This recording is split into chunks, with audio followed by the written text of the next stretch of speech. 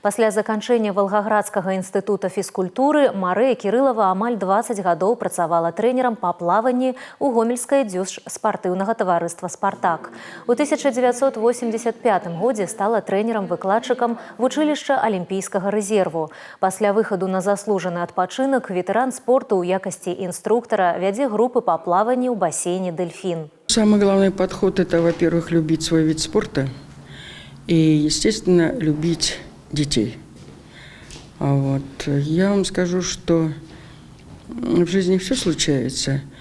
Дети такие, такие бывают. Но видишь, когда вот то, что ты им даешь, то, что ты им рассказываешь, то, что ты им преподаешь, показываешь, и это идет на пользу. И идет на пользу, и ты с каждым днем все больше и больше видишь свой результат. Былыя выхаванцы і сябры асабіста павіншавалі Марыю Кірылаву з днём нараджэння, пажадалі шчасця, здароўя і прафесійнага даўгалецця.